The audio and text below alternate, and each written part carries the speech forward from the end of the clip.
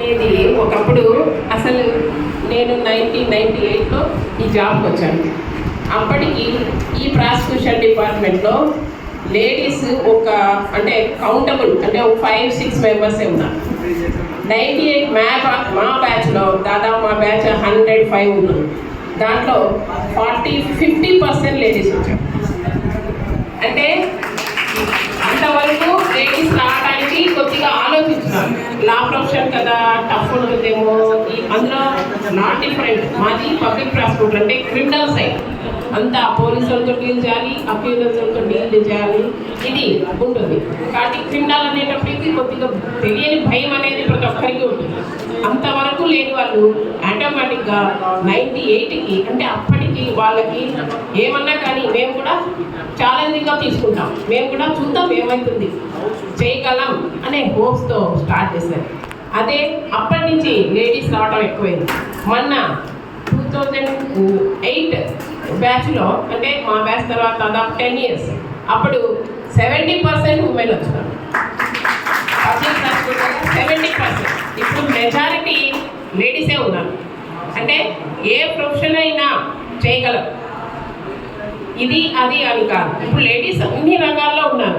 కాబట్టి లా ప్రొఫెషన్లో కూడా చాలామంది ఉన్నారు. ఇప్పుడు సుప్రీంకోర్టు జడ్జిలు అవుతున్నారు, హైకోర్టు జడ్జిలు అవుతున్నారు, మ్యాజిస్ట్రేట్స్ కూడా, జూనియర్ సివిల్ జడ్జెస్ చాలామంది లేడీస్ అవుతున్నారు. ఎందుకంటే కూర్చొని చదివే ఓపిక లేడీస్కే ఉంటుంది. వీళ్ళు మ్యారేజ్ అయిన వాళ్ళు కూడా చాలా. అంతెందుకు నేను కూడా మ్యారేజ్ అయిన తర్వాత చదివాళ్ళ తర్వాతే పబ్లిక్ ప్రాసిక్యూటర్ జాబ్ వచ్చింది.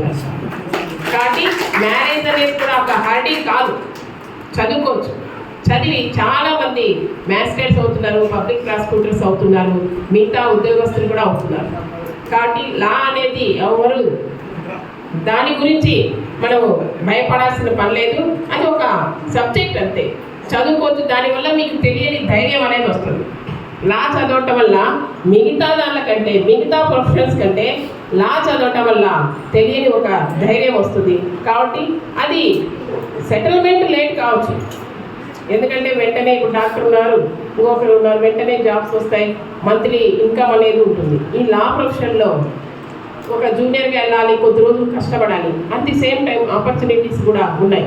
ఎందుకంటే ఇవి మీకు డిగ్రీ చదివిన వాళ్ళు ప్రతి ఒక్కరు గ్రూప్ బి కానీ గ్రూప్ సి కానీ అన్నీ రాయొచ్చు. కానీ లా చదివిన ఇప్పుడు మ్యాజిస్ట్రేట్ కానీ పీపీ కానీ ఏమన్నా ఉద్యోగాలు చేయాలంటే ఓన్లీ లా చదివిన వాళ్ళే ఎలిజిబుల్ అవుతారు. కాబట్టి మీకు ఆ మేరకు కాంపిటీషన్ అనేది తగ్గుతుంది. కాబట్టి దీంట్లో కూడా చాలా ఆపర్చునిటీస్ ఉన్నాయి. చదవచ్చు, కొద్దిగా ఓపికగా వెయిట్ చేయాలి. అందులో దీంట్లో ప్రతి స్టేజ్లో ఒక అవకాశాలు అనేవి ఉంటాయి. ఏజ్ కూడా రిలాక్సేషన్ ఉంటుంది. కాబట్టి మీరు ఇంట్రెస్ట్ ఉన్న వాళ్ళు హ్యాపీగా చదువుకోవచ్చు. మీరు రాబోయే రోజుల్లో జడ్జిలైనా కావచ్చు, పీపీలైనా కావచ్చు, అవకాశాలు అయితే ఉన్నాయి. 3 ఏళ్ళు కంప్లీట్ అయితే పీపీ కావచ్చు, లా అయిపోతానే మ్యాజిస్ట్రేట్ కావచ్చు, జూనియర్ సివిల్ జడ్జ్, తర్వాత ఒక 7 years అడ్వకేట్గా ప్రాక్టీస్ చేసి తర్వాత డైరెక్ట్ అడిషనల్ జిల్లా జడ్జి కావచ్చు. అలాంటి అవకాశాలు ఉన్నాయి. అడిషనల్ పీపీ డైరెక్ట్గా ఉన్నాయి. అట్లా కావచ్చు.